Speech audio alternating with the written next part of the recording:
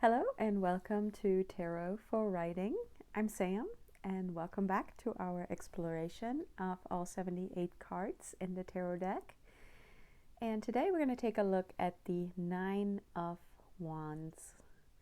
This is part of the Drop 'em 78 challenge put together by Esther over at Mindful Tarot. And I'm going to start with a brief little description or definition of the tarot card.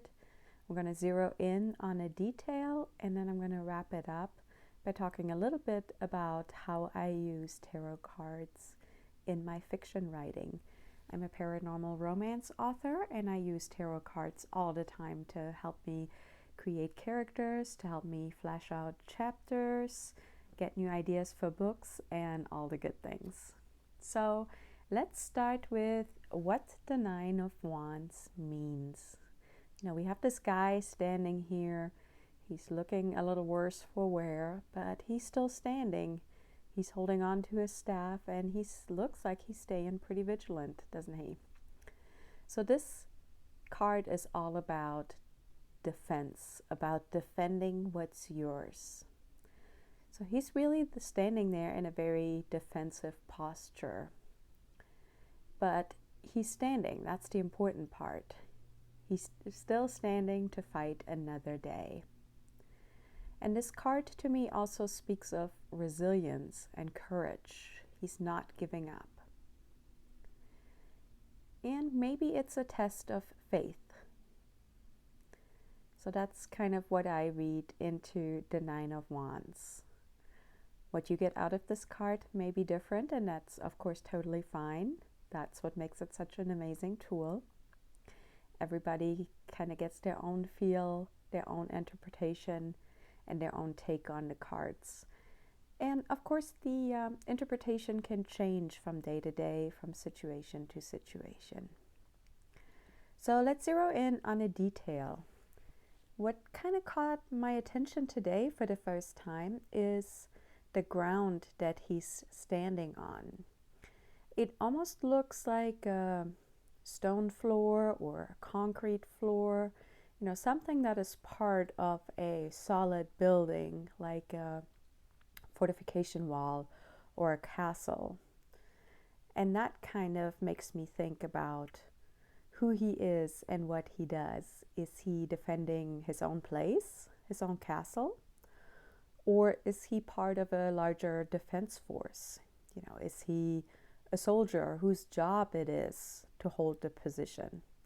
Or maybe, this is a town wall and the town or village is being attacked and he is still standing there guarding his position and doing what he can to keep everybody inside safe.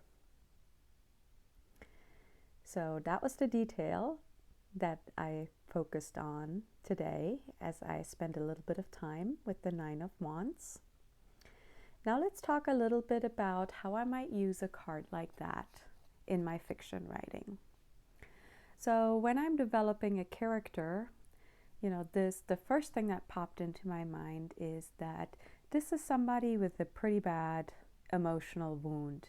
Something happened to them in the past that will keep them from finding their happily ever after until they take the time to heal this emotional wound, to face what hurt them. Or it could also inspire me to have somebody with a physical injury of some sort. And then I went back to the whole idea of this being a soldier who is defending a bigger installation.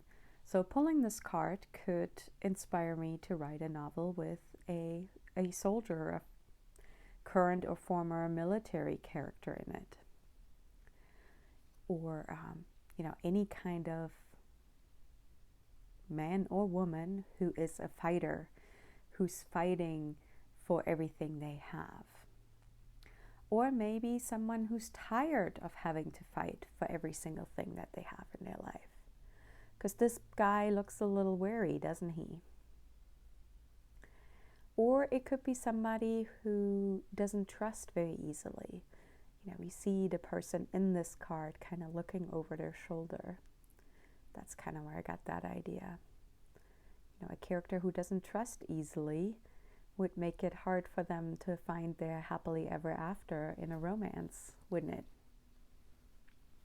And then I went back to the physical injury and thought about how I might use that when I'm developing a chapter or when I'm pulling cards, just to add a little bit more interest to a particular chapter I'm working on.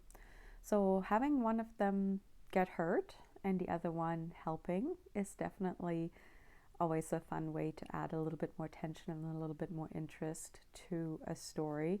So maybe they're out and about and one of them twists their ankle and needs the help and support of the other one to get to where they're going.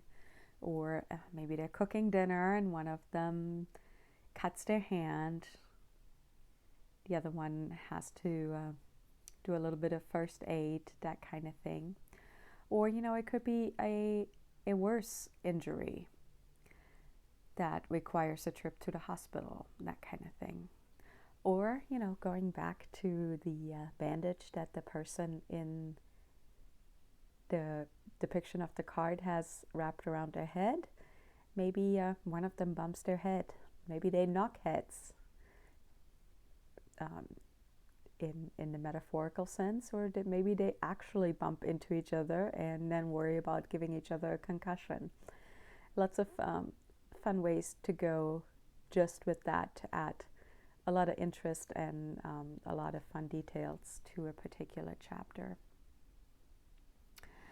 And then looking at this wall of wands behind them, you know, that could inspire me to have one of my characters put up an emotional wall at this point in the story.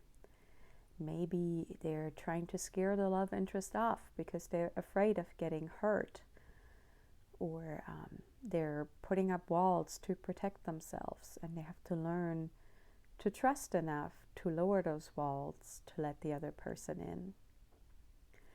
Or it could simply be having one of the characters become defensive in any particular situation. That would add a lot of tension for sure anywhere in the story.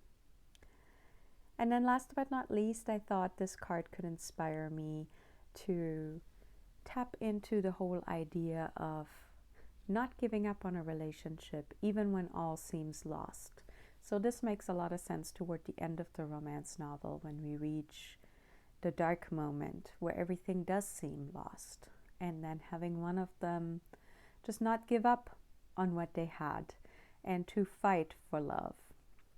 So those are my thoughts today on the Nine of Wands. I hope you enjoyed it. I hope you got something out of it. If you did, I would love a thumbs up on the video. And I'd appreciate a comment. You know, chime in. What do you think of the Nine of Wands? What does it mean to you? Where do you differ from my interpretations of the card? And if you use tarot in your writing, in your creativity, in your art, I would love to hear more about that as well. Of course, I invite you to subscribe to the channel, and feel free to check out the Tarot Deep Dive playlist, where every single one of these videos will pop up as I record them. That's it from me. I will be back tomorrow with the Ten of Wands. I'll see you then.